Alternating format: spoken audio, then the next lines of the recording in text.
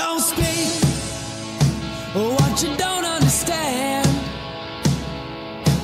The truth is not in your command. Don't shout about what you think is fake. The decision isn't yours to make. Don't lie about the way things are. Tall tales will take you very far.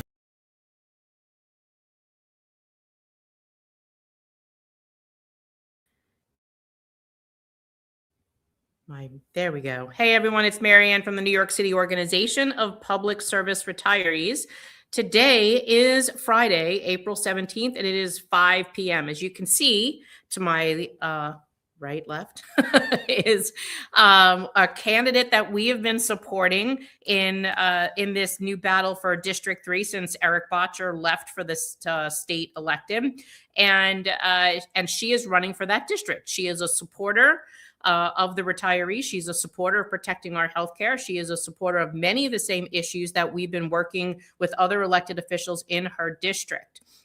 Knowing that she's got places to go and people to see, she wanted to stop and see us. So we put her at the top of the hour just to speak with you. So I want to bring her on so she can speak to all of you about her race and about the dates and times and events. So welcome, Layla. You just have to unmute your microphone. Thank you so much, Marianne. It's a pleasure to sit with you for a few minutes before I go back on the campaign trail. This is really super exciting. Early voting starts tomorrow. Yay, we're finally getting there. We've had a fantastic time on the campaign trail, meeting so many of you and talking to you about the issues that you're concerned with. And one of them, of course, is healthcare for municipal retirees. We are a huge municipal retiree community, many teachers who live in our district, and other municipal retirees live in Chelsea, in the West Village, and Hell's Kitchen. And this is really an issue that concerns all of you. And quite frankly, it is an issue that concerns everybody because it set such a terrible precedent, right, that we need to stop that. So super excited. Early voting starts tomorrow. The polls open at 9 a.m.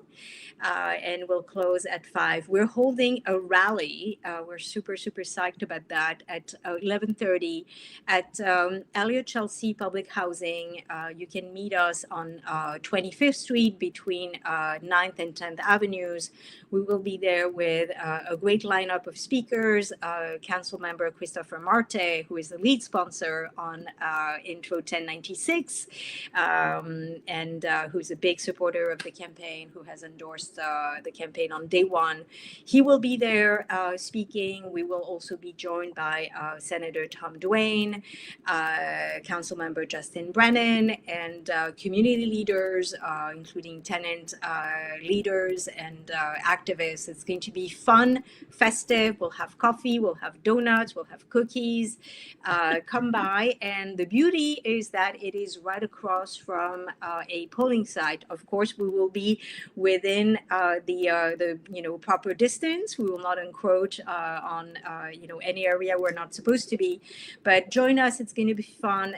Speak with your neighbors. Talk about the issues, and then go and vote. It's going to be right there.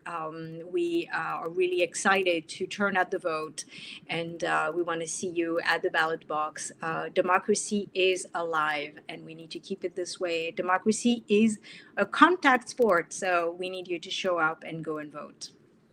That's fantastic. And as a reminder to anyone who's in Lower Manhattan District 3, Layla is the only candidate that has been supporting and would protect retirees and supports what we're fighting for. She's also been with Councilmember Marte on the No More 24, which has been another one of our projects, and joint support with cross organization. So I appreciate that. Now, she does want to let you know that if you don't know where to go to vote, because early voting does start tomorrow, You can go to vote.nyc, and I did put the link in the chat, both on Instagram, Facebook, and YouTube.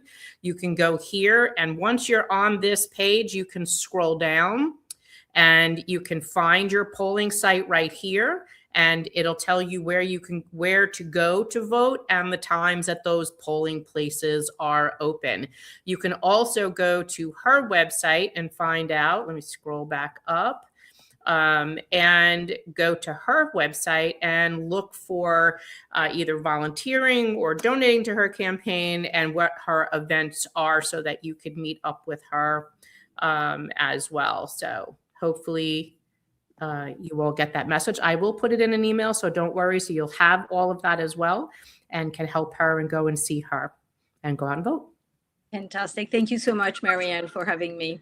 You're welcome. Have a great weekend and good luck. Thank you. All right. Bye.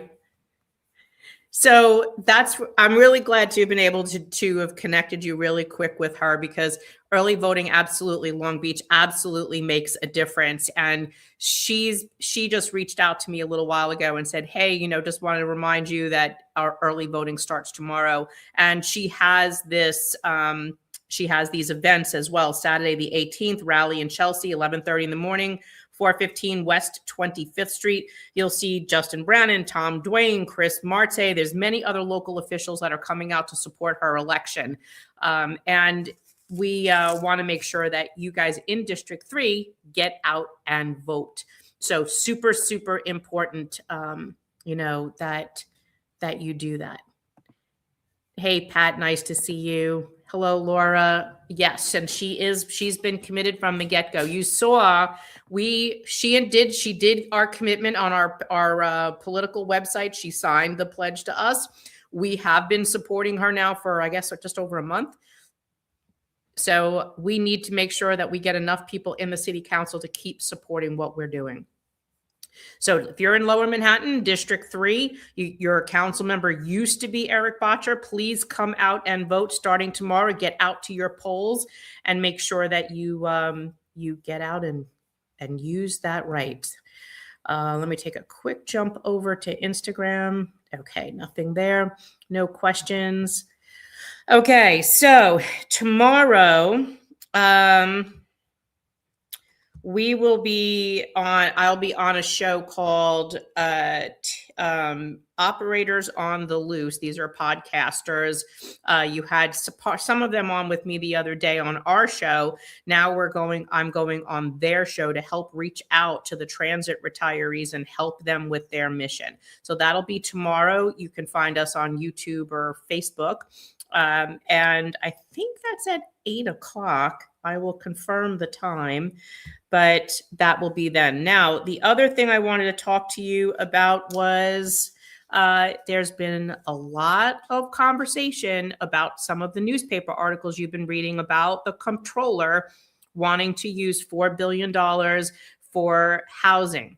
So I want to break some of this down because you've heard the videos that we did about the unfunded UAL being proposal to re-amortize, like refinance that unfunded liability for pension. And you also heard the option that they were looking at doing in the city council budget with pension obligation bonds, POBs, which we do not support. And we don't support either one of those options. We know last year that it was put into the governor's bill at the request of the mayor and the UFT. And it only affected then. The bill was for NYCERS, New York City Employees Retirement System, as well as the teachers' retirement system, and BERS, B-E-R-S, Board of Ed. So it did not include fire or police. The city council proposal, that bill, by the way, last year did not pass, if you remember. The city council put it in their proposed budget as an alternative in case all the other things that they had proposed failed. And it's an option. I don't think it should be an option, and I'm disappointed to have seen that. But then, of course, knowing who the parties are that are lobbying the city council for both the UFT and DC 37, I can understand why that got in there. That should never have been an option or a solution. To speak about what the comptroller said yesterday. So going back to the 90s under Liz Holtzman, I believe, it was started to use pension monies to invest in housing. This is not the first time that this was done. If you actually remember your labor history, we had talked a couple times about unions actually building housing, like Electchester Local 3 buildings in Queens. So this goes back to Local 3 back in right after the war, 1949-ish, where they used union monies to build housing because there was a critical housing shortage then as well. And this was built by union labor for union families. They are owners. They're like cooperatives, and you own your apartment. It's a great way to get people, housing that they could afford. Now, do I have concerns? Yes, I do. I absolutely do have concerns.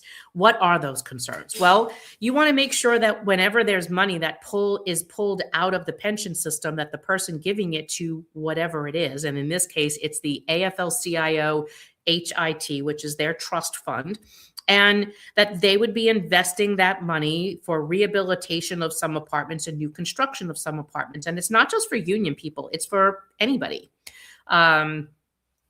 So we want to make sure that the controller is still getting reports, maybe on a quarterly basis. We want to find out, would you be getting reports? Have you been getting reports? What he's looking at in this process, according to the articles that I've read, because I have not spoken with him yet, we did reach out and we said, hey, listen, we want to bring you on our show to talk about this. It would be able to allow you to explain it more in detail and let people understand it and ask questions. So we reached out to them today. We haven't heard back, but it is Friday. Hopefully next week we hear from them. Otherwise, I'll message them again. We want to know, is there a reporting process that's consistent? We don't want it to be like the Health Insurance Stabilization Fund, that before anybody had eyeballs on it, it was like defunct. So we want to know what that's about. And it's also twice what they usually give. And in doubling it, it's usually like $1.9 billion. This is $4 billion. So we really need to see that. You can Google search AFL-CIO HIT, and that's their housing investment trust. And you can look at who's on the board. There's a lot of people, there's officers. And maybe you know some of those people. If you do, let us know.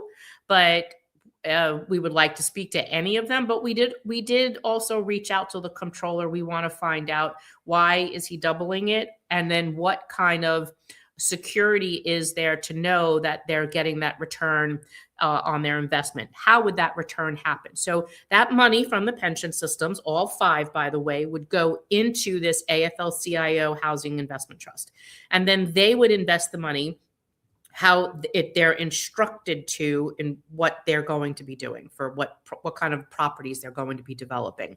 So now, while the money is sitting in the trust, it's earning money, obviously, because it's being invested. But then as there's bills for construction, paying labor, building, supplies, acquiring property, etc., then those are expenses. Now, this has a 40-year amortization, so they're expecting to see a return on their money within 40 years. That's a pretty long time. I don't know with the other ones that were done in the past. This was another question. Were they always done at 40 years, or were they done at more or less? So we want to know that too.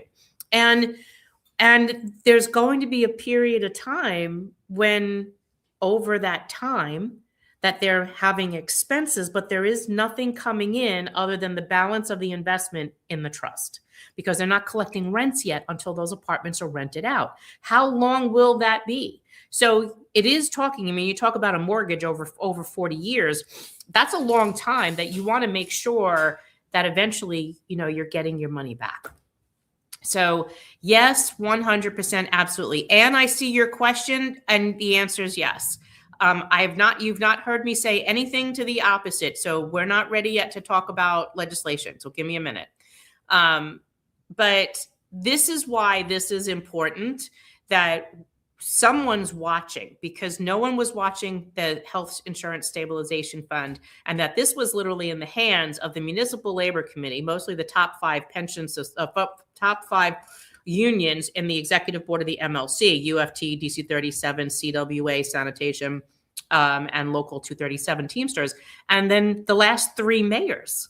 So in knowing that this went south pretty quickly with no one, and that OLR literally lied to the comptroller over the years, this is a problem. So those are our questions. Now, what I might ask you is, if you have other questions that I've not addressed, email us at the org, retirees@nyc.org, and tell us what your question is. If it's something we can answer, we will. If not, we'll add it to the list to ask the comptroller. But we are trying to get him to come on our channel here or on our WBAI channel, and hopefully, start to talk to us. Pension borrowing to build affordable housing. Exactly how many New York City residents need such housing? Well, actually, they're saying that there really is 1% availability of apartments to rent. 1% is nothing. And that the rents in New York City were averaging between $3,000 and $8,000 a month. Is this means tested? I don't know what you mean by that. There is no housing for people to rent. And the ones that are there are too expensive for people to rent.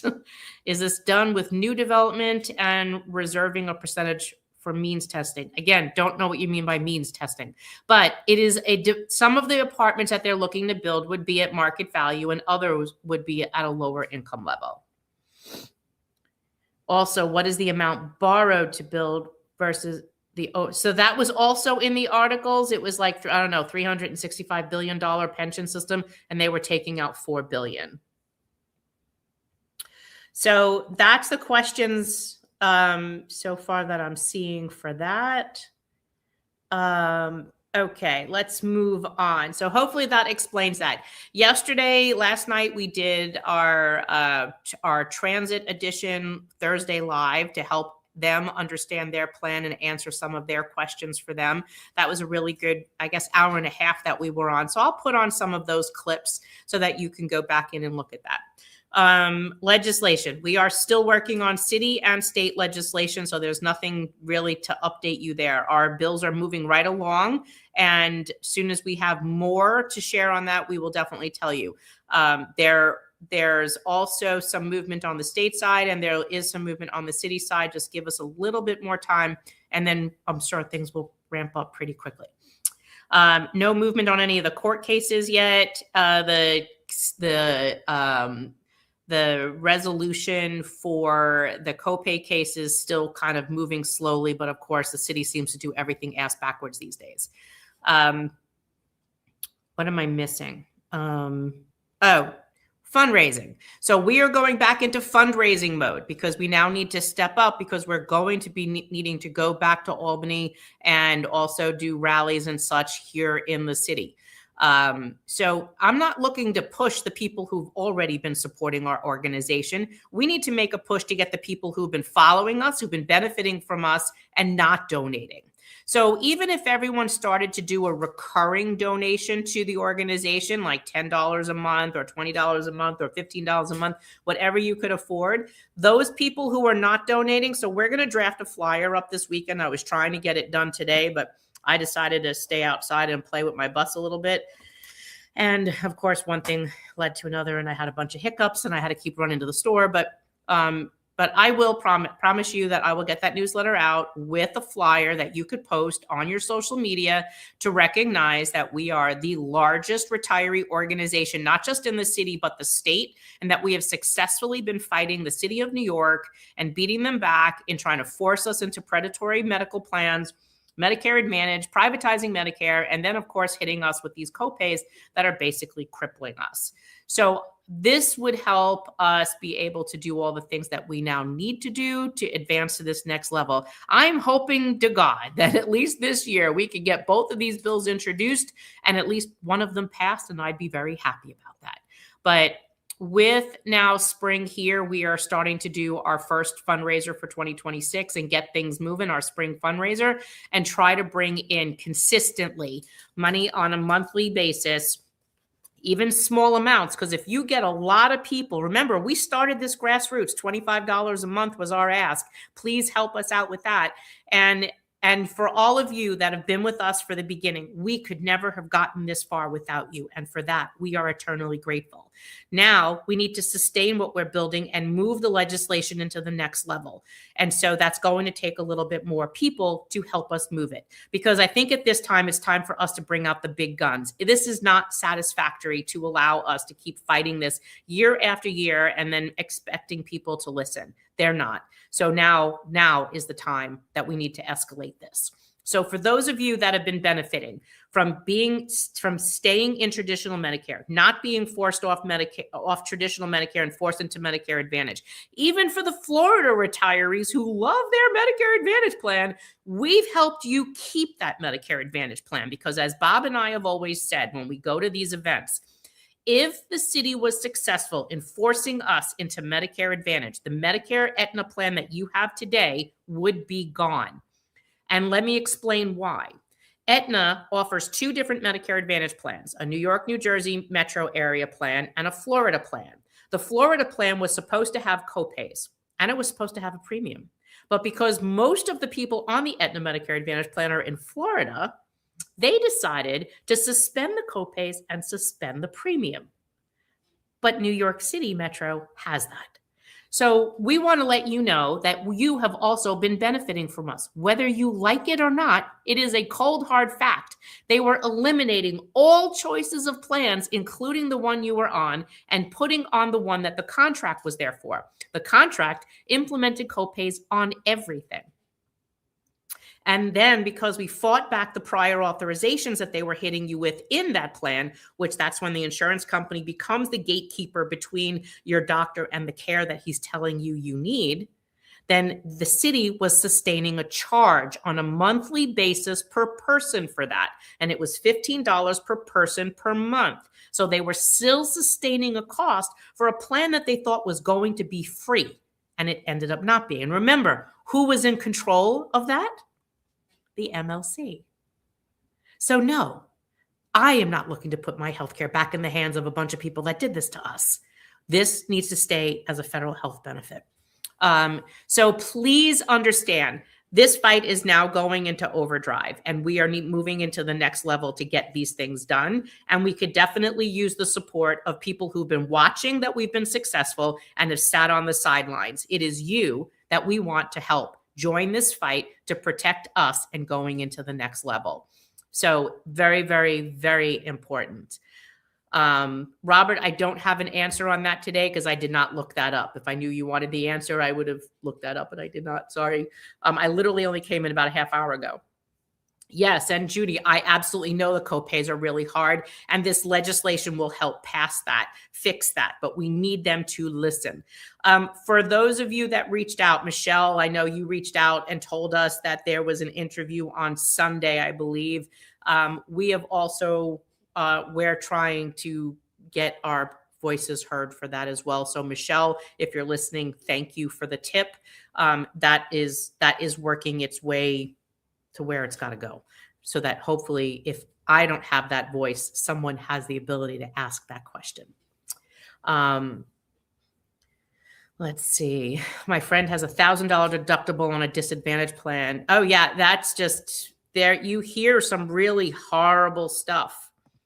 Anyone this affects should donate. Would love to post form letter. So I'm going to draft up something literally when I'm off of this call. I will do that first, and I'll sit here and draft that flyer. I will put it in the newsletter because I still also do want to put up the Layla reminder that we are supporting her, as well as her events tomorrow with the link so that you guys can go out, including the website for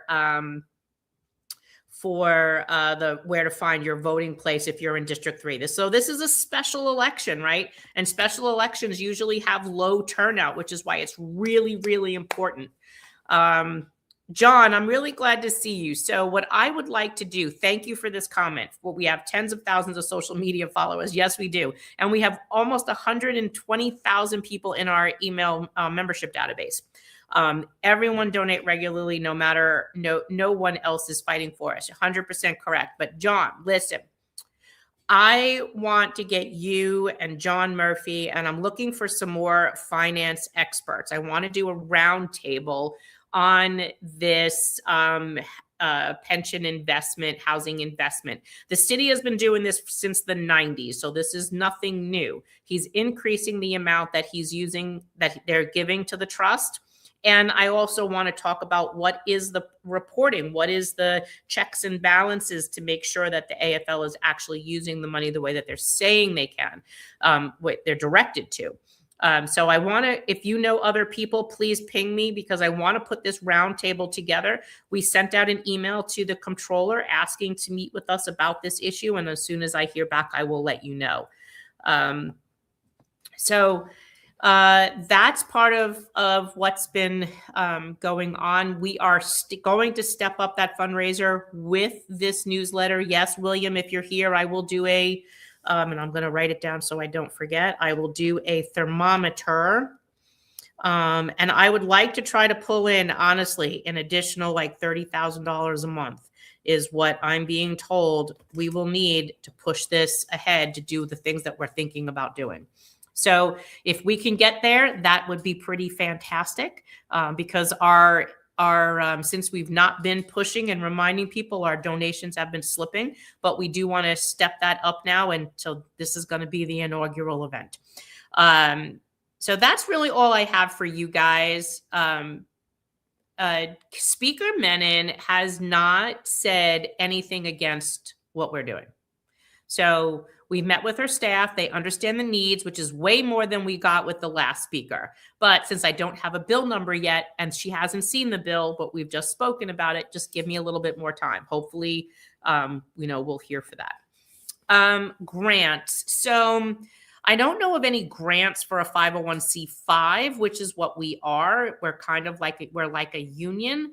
I don't know if there's any grants for that, but if you know of any grants, let me know. We are building a 501c3 arm that might be able to qualify for some of that in helping our members. So let me know if that is something you have some ideas about. I'd be interested to talk to you about that if you know of something.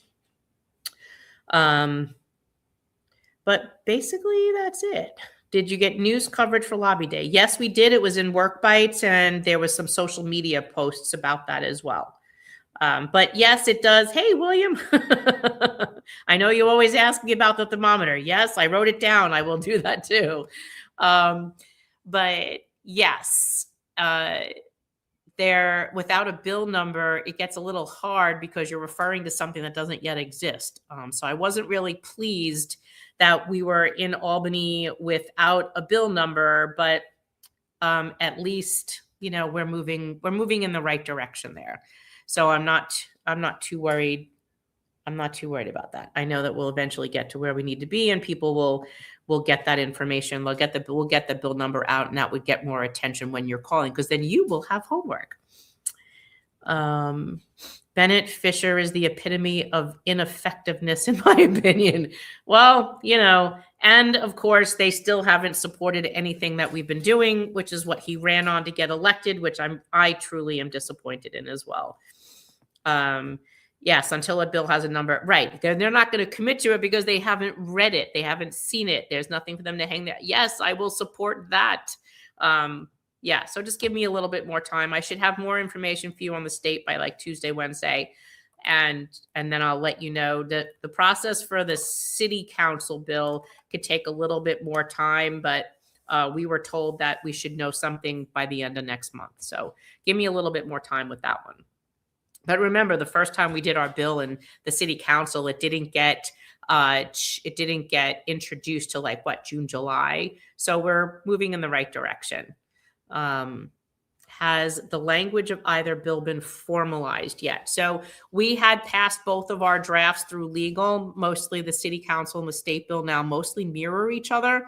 The state bill does, the language is slightly different. And of course, we added back the language that nothing in either of these bills will impair a union for collectively bargaining for their members.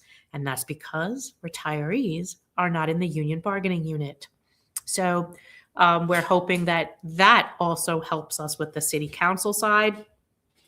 And we are picking up a lot more support. And we're also hearing that the UFT and DC 37 are back to their same old shenanigans. And we're hoping that that changes pretty soon as well. Or maybe we'll have more to do in terms of homework. And we've been strategizing that as well. So hang in there. My elected officials backed the bill last year, and if they're already on the state bill, most likely they'll get right back on, or those are the first calls you make, or the people that supported you the last time to get back on. They will probably get back on this time, and the city council side as well. But just remember, we lost a few people in the city council due to term limits and moving on to other pastures. So. Yes, and thanks for suggesting the watch of Drop Dead City. Haven't finished it yet, but it was gripping. I'm telling you, it was a great documentary. I'm going to see if I could reach out to the gentleman that did it and have him come and talk to us, because I think it was a really well done, and it was the son of Felix Rohatyn, who was in the government at the time that had did this, So does Mulgrew know that? Well, I'm going to tell you, yes, he does. He absolutely does know. And of course, you all heard me say that we did a video and we used Mulgrew's meeting, where Mulgrew said if our bill had the unfortunate luck to pass, that he was going to sue. So when we brought it to several attorneys, not just our lawyers, they said, let him, because he will look like a fool. First of all, he said that the bill, that he could be sued by his own members for failure to duty to represent. This bill doesn't impact any current union member. This bill only protects current retirees who are not in the union bargaining unit. So if any of his union members, active employees, decided to sue the union over our legislation that protects us, they would look quite damn foolish, because we are not in the union. And I am not represented by the UFT, which, of course, they keep making sure I remember I am not UFT. And, of course, neither of any of you. You can be a loyalty or legacy member, and this is why we keep saying, go to the union contract. It's on the website, on the UFT website. And then look at Article 1 at who that union represents. It's not you. Then you can go and look at the Constitution or the bylaws to the UFT RTC, the retired teacher chapter. In order to be a member of the retired teacher chapter, there's a process, and it specifically outlines the duties and the responsibilities and who can be a member.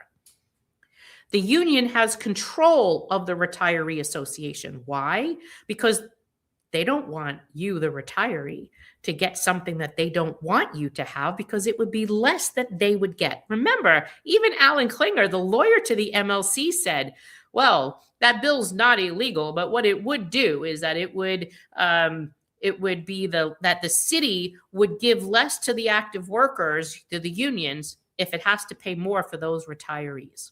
That's how we interpret it. The video is memorialized. I'm not getting rid of that video. That is literally the lawyer for the Municipal Labor Committee, the UFT, DC 37, CWA, Sanitation, Teamsters 237, and a whole bunch of other ones. So where can you watch the documentary? On Prime. If you have Amazon Prime, you can watch it there. I think you'll really enjoy it. And as I said last night, as you're watching it, watch the dynamics with all the elected officials and the other unions and Al Shanker, who ran the UFT at the time. Al was being pressured to do this, to give them. And I love how the teachers try to raise him up on this pedestal like he was the savior. I mean, there was a lot of dynamics into why they went to the teachers' pension system to help finance some of this debt. And in some of this, they also do highlight that. I'm not going to give it all away. You need to go back and watch it. I watched it twice. When you rent it on Prime, you've got I think 48 hours to watch it. I went back and watched it twice. It was that good, and I kept picking up things that I missed on the first time I watched it. So that's your homework, because I think you'll enjoy it. Donate, everyone. Let's get this done. It's been almost 5 years. Amen, sister. I'm wanting to get this done too. DSNY retired. We are grateful for you. Thank you, Sal, and thank you for including us in the things that you all the groups that you run. It is important that active workers start paying attention to their retirees, because we are fighting a battle that if they don't pay attention to today and get involved to stop their leadership from hurting retirees, then they are going to be in the same situation when they are here. So direct them to our website, nycretirees.org. Tell them, become a member and help us with this battle. Help us share this information, because if they're passing costs on to us today, they're trying to change our healthcare today, tomorrow, they're going to screw them too. And this is what we keep saying. So, and some of that's been coming out, right? I mean, we kept saying to them, you have this new NYC EPPO plan. That $1 billion in savings is still hidden. There's nothing in there that tells them how that will be done. And if it doesn't, what will happen? What are the repercussions of not meeting the $1 billion? Again, were they that cocky that they thought automatically assumed that they were going to meet $1 billion savings? What will happen if it doesn't? But it's not there. And then, of course, now, and let me see if there's been any update on, oops, that's not where I want to go. I want to go to NYC. Okay, so if you go to the OLR website, we ask them to put up a statement about the Presbyterian fight, which encompasses anyone on the emblem plan. So it says, as of, I think this was yesterday, the day before, and New York Presbyterian remains in the Emblem Health Network through April 21, 2026, while negotiations continue. There is a link that brings you to the Emblem website, but it doesn't really say any more to that. Remember, this does not impact anyone on Medicare, senior care. If you're on senior care, this doesn't impact you. So if you're on like the HIP VIP plan, that does impact you. It's an Emblem plan. But for those on traditional Medicare, Medicare is your primary. And this is why we keep fighting for this.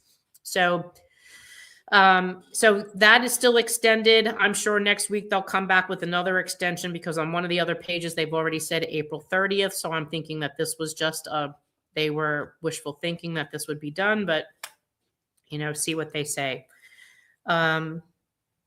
Yes, donate. It's almost been 5 years. Do you think Mamdani will eventually talk to retirees? My retired colleague said he's only been in office 100 days. Yes, but Long Beach, he's been in office 100 days. He's met with Donald Trump twice, and he met with Mr. Katzimatidis, who runs the supermarkets and 77 ABC, who would normally not have ever wanted to probably talk to this man ever. But because he's a billionaire rich guy that owns supermarkets and has a radio station, he spoke to him. Well, we're not poor, but we're not rich either. We have a radio station. We have a Friday Night Live. We also have over 116,000 people 120,000 people in our membership database. We represent 250,000 people in court. He should be speaking to us. We are bigger than any union in the city of New York. We are bigger than the UFT. We are bigger than DC 37. Yes, the mayor should be speaking to the New York City retirees. Do you know why? It's respectful. You earned it, and you ran this city. So that's why the mayor should be speaking to you. So we're going to keep fighting for that. Hopefully that happens soon. Otherwise, he'll hear from us eventually. We will be getting back together, doing our rallies like we usually do at City Hall. Have no fear. Michelle Keller keeps itching, like, when are we getting back out there, Marianne? And we will. Don't worry. And there's no accountability on their end. Yes, I'm fully aware. Alan Klinger is a sniveling villain, the Gollum of UFD. You're always very creative, Robert. I think everyone should listen to the stream you gave multiple times. Yesterday's stream you gave multiple times as well. The info you addressed and explained it was gold. Thank you, Laura. And, for them to have invited us to do that, would you please help us and come and talk to us about this? It's really important. Look, they have a new union leader, and that union leader is really working very hard to make sure that he gets all of the things in place. Harry, when he left a lot of things that he had to handle. And that's a tough thing when you walk in having to represent active workers. You're having crisis with your welfare fund because of what the previous leader did. They were banking on a stabilization fund, kicking in money to the welfare fund. Now that is dead, right? However, some of the unions were smart, and like we'd been saying, they should never have been pulling money out of the welfare fund, out of the stabilization fund for the welfare funds. They should have been negotiating that in their bargaining. And they were one of the first unions, I believe, that went back to do that and put the money that they were not getting from health insurance stabilization into their welfare fund contribution. Because remember, the union only administers those benefits. The union does not finance them. They are financed by the city. Now, every time that they go to bargaining, every union negotiates with the city on how much money the city will put into that union's welfare fund that pays their prescription, vision, dental, hearing, whatever it is that they get. That's what they needed to do, is do that at the table instead of taking it out of stabilization. That was a really bad move that they did. But the MLC did admit that they intentionally imploded the stabilization fund. However, they didn't tell anyone outside of the executive board that. And that is where transparency failed. There was no transparency. And the comptroller revealed that in his report. There was no transparency in the MLC's decision-making, and it was done by these small little bodies. So the tripartite committee, the steering committee, and none of that was shared, unfortunately. Let me see if there's still no questions over on Instagram. Okay. So let's see.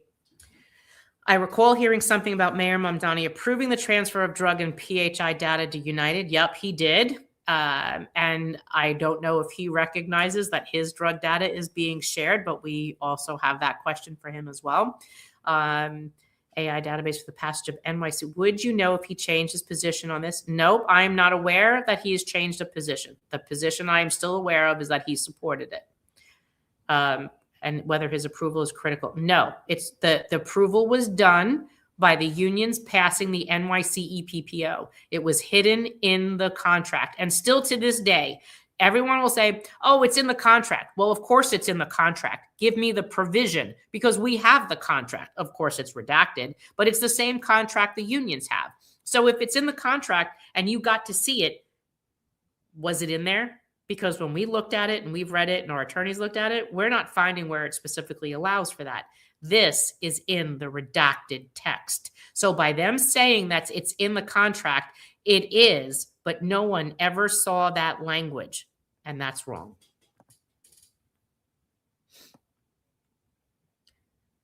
Carol, I love you too, Carol.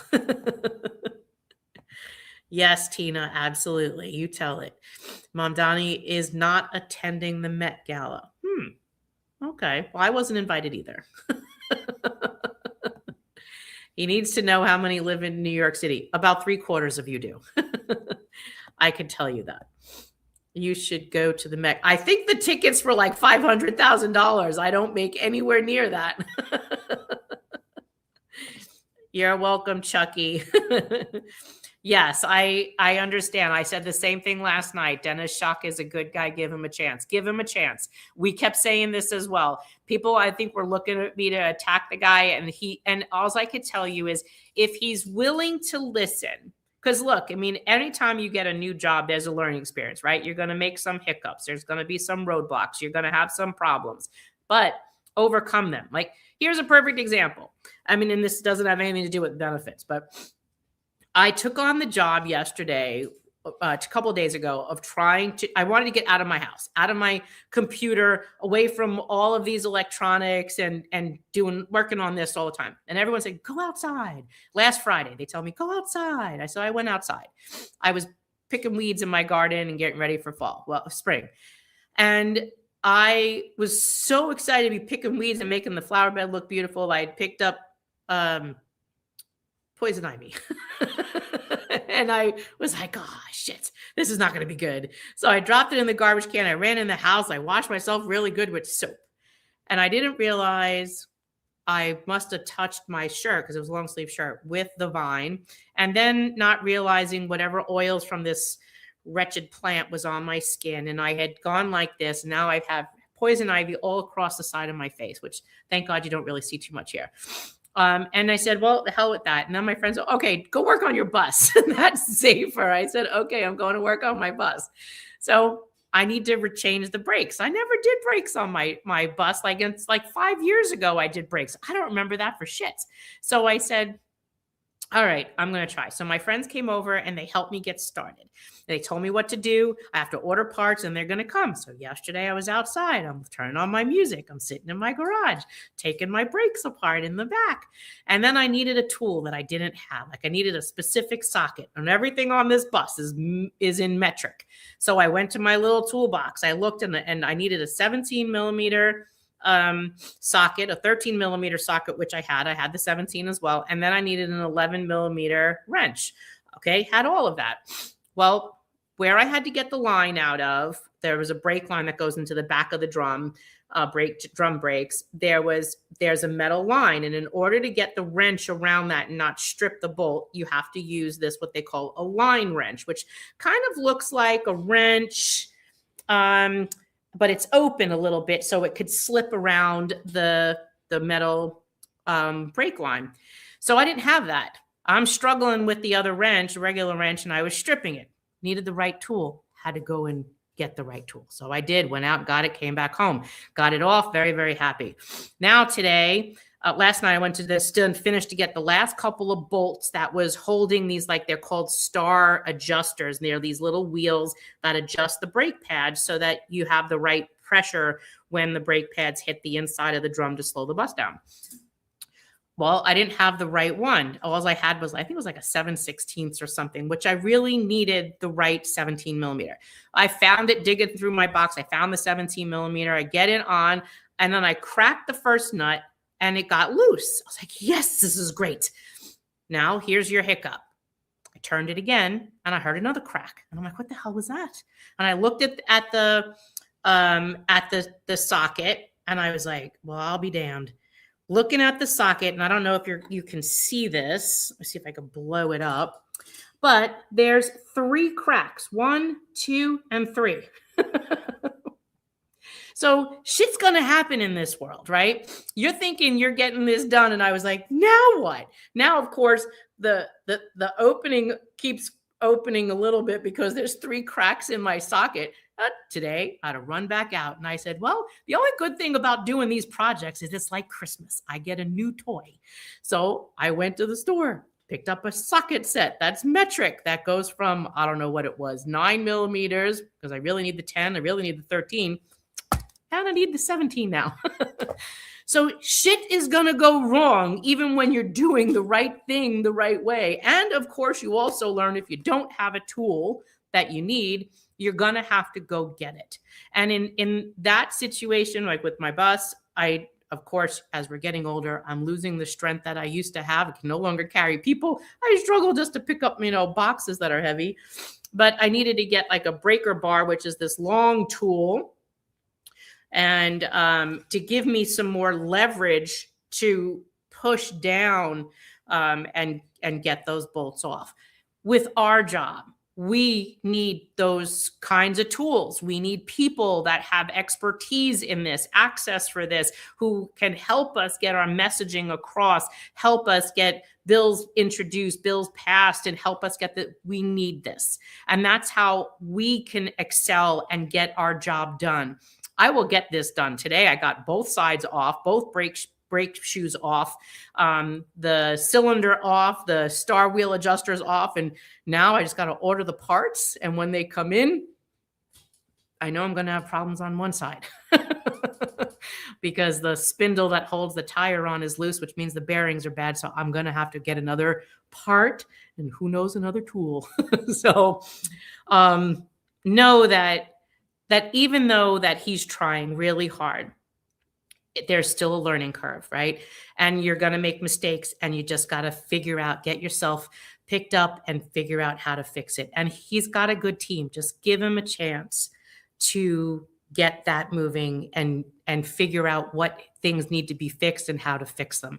Look, we didn't start this fight yesterday. We started our fight 5 years ago. And truly, if this was something we could have fixed in a year, which God, I really hoped we could have. And if you ask Mike Tambasco, he and I still joke, because when I put this group together, And I said, hey, don't worry, Mike, come out and help me. This should only be 6 months. I mean, this is a no-brainer. I said to him, Mike, are you listening? If Mike is in here, he's going to laugh his ass off.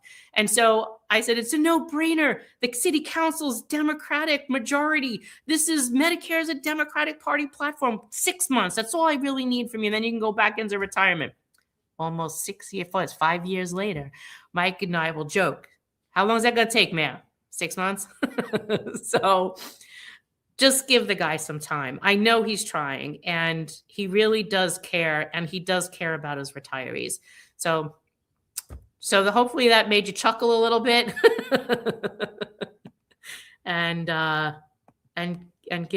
give anyone like that a chance, because you'll also have new union leaders that don't really understand your fight. And if they're willing to listen to you, even the old ones, if they all of a sudden have an interest and they're willing to listen, then entertain that. Don't push them away. That's what you want to encourage, right? So, I mean, there's going to be some hard-headed, cucuzzas. Yes, I'm growing cucuzzas as well. They're outside. They haven't started to sprout yet. But you're going to have those that are just not going to care because they don't ever want to admit that they were wrong. Not that I need you to admit that you were wrong. You could just say, you know what? I think we could try to do this better. I'll go, okay. Let's work on that together. It's called collaboration. But yes, long fight, and we're here for the long haul. You better.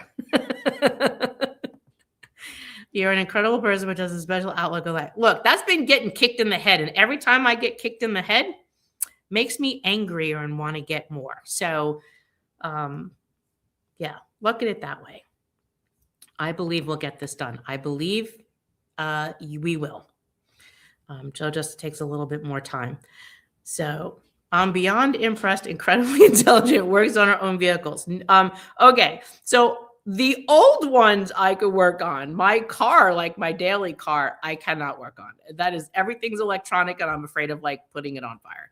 But my bus is like a 1971 Volkswagen bus.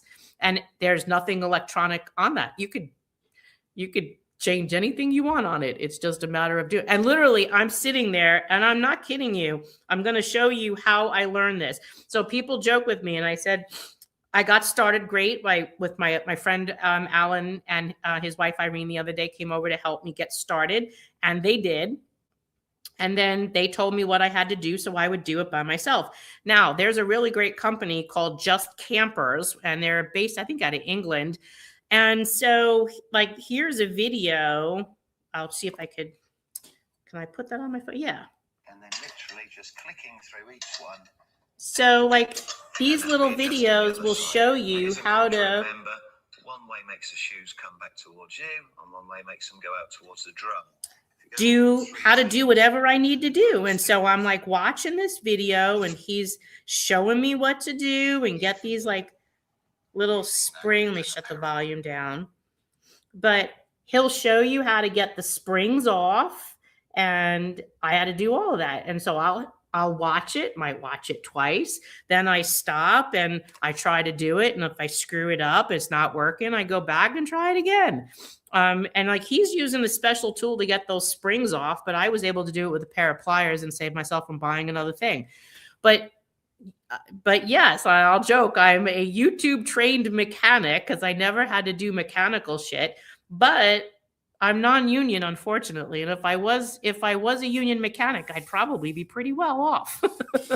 But you could learn anything. Yes, Google for Dummies 101. You could find anything you want. Like my aunt was trying to teach me how to crochet. I am not capable. So you all ask me, what is there that you can't do? I can't do that. And so, or there's a thing called tatting where she makes like these lace doilies. Yes, I still have grease on my fingernails. But I can't do that. And she sent me to YouTube to try to learn, and it just doesn't work. So yes, but YouTube will show you, and you can see how their hands go. And I still can't do that. I just can't do it.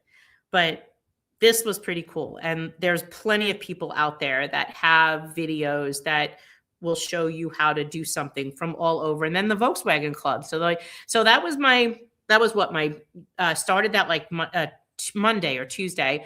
yesterday, it was Volkswagen Old Timers Day. So all the old folks, yes, I went with them.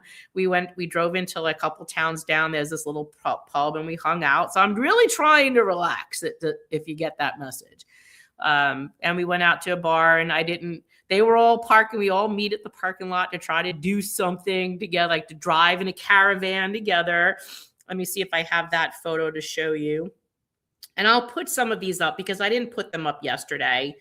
But as we were driving along. It was kind of neat. It was a country road. Can you see that? Probably not.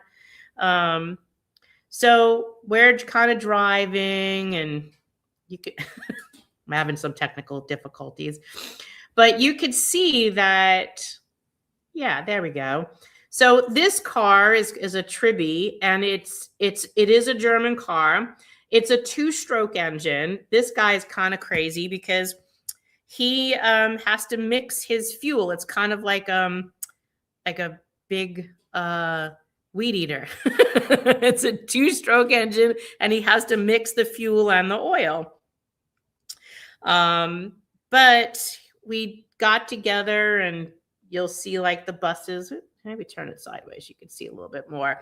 And we'll all get together and have lunch together and whatever.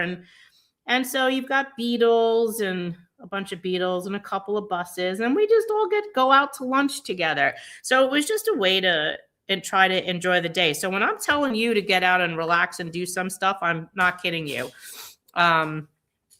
Try to get out. So my week this week was really, it was a struggle to try to get out and to try to relax and find things, with my friends to do that wasn't dealing with this 24/7, because this really can drive you crezy, dealing with a lot of stupid people. So let's take a quick peek at Instagram and see who's over there. Arepo says, I know Dennis well. I worked with him for 5 years. I took his place in I guess that's Brooklyn 5 Garage Shop Steward. He needs guidance. You can help him see the way. Hi, Chucky Diaz. So Chucky, you got a friend over here on Instagram, Arepo5912. I don't know who that is, but he's saying hello. Falu807, Mariana, I voted for you as New York City judge this past September. You did. Tell me what district so I could go look that up. I have to go look at that. I bet you can do that too. I don't know, but if you're still on, tell me what district. I will go look. That is so funny. I think there was one time when we looked at all the council write-in votes. I was a write-in in the last two city council elections ago for like 17 districts. It was hysterical. But yeah, you guys were basically saying like you had no faith in the people that were there. But yes, and in order for me to get elected to that position, I have to live in that district. I think it was like by the time of the election or something. So I'd very quickly have to borrow one of your sofas, I guess. Laura, I'm trying to be more positive and not so tight about Mamdani, but I keep feeling the clock's ticking for the right decisions to be implemented on the budget. I'll make sure to try to enjoy the moment like you do. Look, here's my fear. If you read City and State today, and I texted this to a few people this morning, my concern there is that he has walked back several of his positions. So Holly Pretsky wrote on social media today, on day one, Mamdani repealed all of the executive orders Eric Adams signed after he got indicted. But Mamdani's second action quietly reinstated half of them. It wasn't the first time Mamdani followed in Adams' footsteps while slamming his legacy or his last. Now, if you go to City and State and you look up Holly's article, it's Zohran Mamdani may not like Eric Adams, but he's making many of the same choices. The mayor changes. The complex problems facing the city do not. I'm just going to read you start of it so you get where this is going. On his first day as mayor, and this came out today at 5 a.m., it's in City and State. On his first day as mayor, Zohran Mamdani signed a pointed executive order reversing all of the executive orders his predecessor enacted on or after September 26 of 2024. That was the day former Mayor Eric Adams was federally indicted on corruption charges, a date that marked a moment that when many New Yorkers decided that politics held nothing for them, Mamdani said. This first action was a huge fuck you that drew attention to the lowest point of Adams' one-term mayoralty and sought to assure New Yorkers that this new mayor would be different. But Mamdani's second executive order hinted at more complicated dynamic between the two mayors. That second, much longer structure of Mamdani's administration, and that's how it was described in his press release, but also quietly reinstated half of the 20 executive orders from Adams that Mamdani had just repealed. It was not the first time Mamdani tacitly decided to continue what Adams started while slamming his legacy, and it's certainly not the last either. Though he rode into office on a wave of socialist enthusiasm and a distaste for the incumbent mayor, Mamdani has, in many significant ways, carried on in Adams' footsteps. He does this while taking swipes at Adams again and again, most notably in January when he branded the city's fiscal budget gap as Adams' budget crisis, though the gap has shrunk from an estimated $12 billion to less than $5 billion. And since then, Mamdani said 3 months in office have given him no new sympathy for the ex-mayor. Now, remember, this article does also go into all of the things that he walked back that he promised on, where it was the ending the control of the schools. He's flipped back on the housing vouchers. So these are things of where you're watching him walk back some of these issues that he campaigned on that he would be different to then moving back into the same thing. Now, if he's willing to do that and walk back what he promised, here's the concern. Is he also going to walk back on his previous statements about retirees' health care? And I have no faith in that he won't do that. So without him, he's committing the things that he's flipping back on, he campaigned on. He didn't really touch our issue and he wouldn't even speak with us. But if he was willing to walk back a campaign issue, he's willing to walk back on our issues. And the peripheral statements that he's made about Medicare Advantage. And we haven't even even addressed the copay issue. So Jim is doing a great job helping Vicky Palladino. Now, I've been following that. So very interested in that case is where the city council decided to charge Vicky with some ethics charges and that he pretty much destroyed that in court. Now, the interesting thing about that is part of what the city council was saying was that they didn't want to support us because it would end up in litigation. Here, the lawyer for the city basically admitted that they kind of jumped the gun on this one and that they'd done something that they'd never done before. Well, if they felt the need to do that and then address it in a different way legally, then there should be no reason why they shouldn't support our legislation. So let's see what happens with that.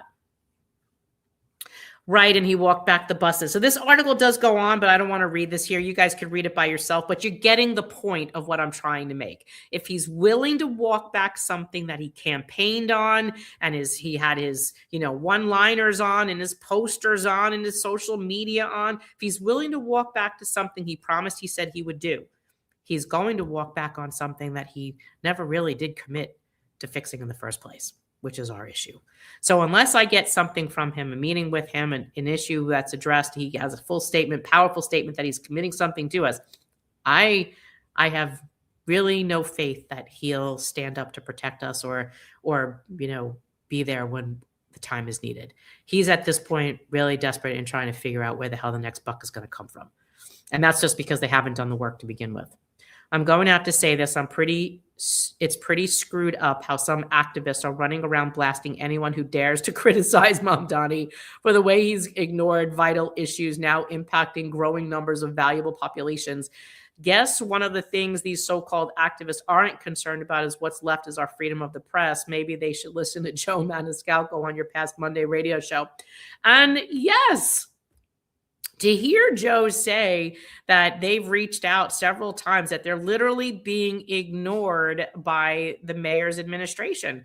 And this is the hard part, right? Like they're coming in saying that they would be the factors of change. They want to do things differently. They want to have more transparency. They want to have more communication. We're not seeing that. And neither is the press either. But I'll tell you, the decimation of the press and the independent journalists is not just New York City. And not just on our issue. This is happening statewide, nationwide, worldwide. You're watching like news outlets, CBS, CNN, what's that paper? Washington Post, where they're being decimated. The Washington Post literally fired all of its international correspondents while they were away.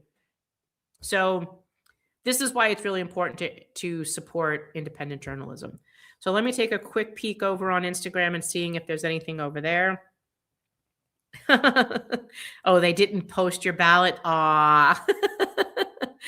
So I'm going to call it a night. It's an hour we're at this, and there's really nothing more to chat about. I've given you everything.